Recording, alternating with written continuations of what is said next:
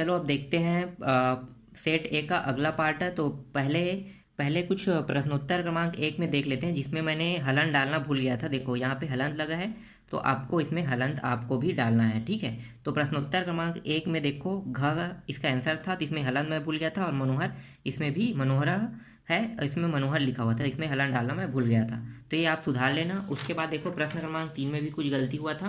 प्रश्न क्रमांक 3 में मैंने का ऑप्शन को लिया था, का ऑप्शन नहीं आएगा, ख आएगा, इसमें रामा आएगा, ठीक है। तो इसको भी सुधार लेना, किसमें से, प्रश्नोत्तर क्रमांक 3 में, ठीक है।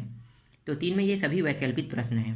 इसके बाद और किसी में गलती हुआ है कि, हाँ एक और हुआ था, एक हुआ था, इसमें देख लो प्रश्नोत्तर क्रमांक 5 में ना, प्रश्नोत्तर क्रमांक 5 का जो 5वां प्रश्न है, जिसमें मैंने ख लिया था, तो ख नहीं लेना, इसमें सानाच आएगा, इसमें ड आएगा, मतलब घ ऑप्शन आएगा। तो ये गलती हुआ था, तो इसको भी सुधार लेना, ठीक है। 3 गलती था, तीनों गलतियों को हम लोग यहाँ पे सुधार रहे हैं, बाकी सब सही है। उसके बाद आगे बढ़ते हैं अब डायरेक्ट। तो हमने क्वेश्चन नंबर 11 तक के कंप्लीट किए थे ना, अब क्वेश्चन नंबर 12 को देखना है हमें। तो क्वेश्चन नंबर 12 से शुरू करते हैं। तो 12 में जो है वो अवकाश पत्र है, ठीक है। तो आपको एप्लीकेशन लिखना है, तो यहाँ पे देख लो एप्लीकेशन, ठीक है। यहाँ पे ये टॉपिक आप देख लिए यहाँ से यहाँ तक के, ठीक है।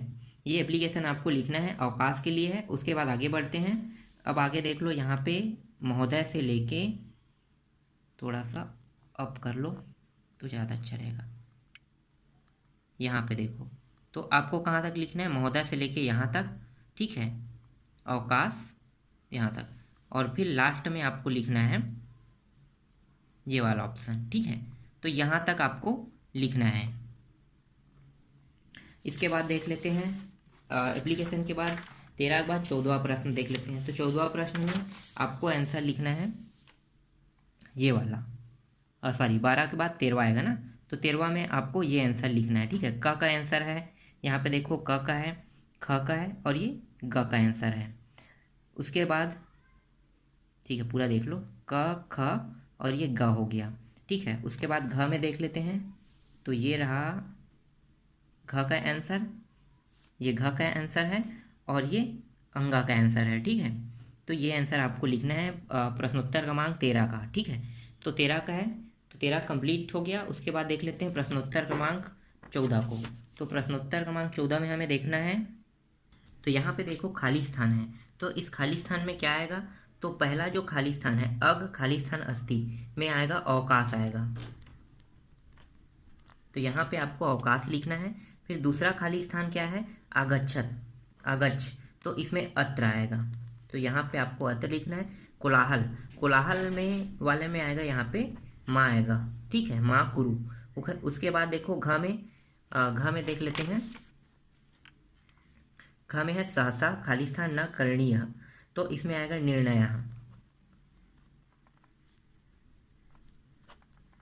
और उसके बाद है अंतिम है मनः ग्रहे खाली स्थान आसीत, तो इसमें आएगा उत्सव, उत्सव, ठीक है। तो ये इसका आंसर है प्रश्न क्रमांक 14 का।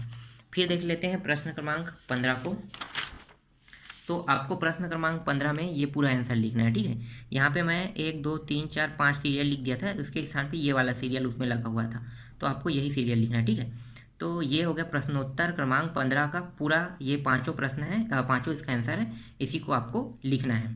फिर प्रश्नोत्तर क्रमांक 16 देख लेते हैं। तो ये रहा प्रश्नोत्तर क्रमांक 16, ठीक है। प्रश्नोत्तर क्रमांक 16 का 3 आंसर है। तो ये रहा प्रश्नोत्तर क्रमांक 16 का, हम आंसर देख लेते हैं। तो ये प्रश्नोत्तर क्रमांक 16 में यही आंसर आएगा, ठीक है। फिर प्रश्नोत्तर क्रमांक 16 के बाद देख लो आप 17 को देख लो। तो ये रहा 17,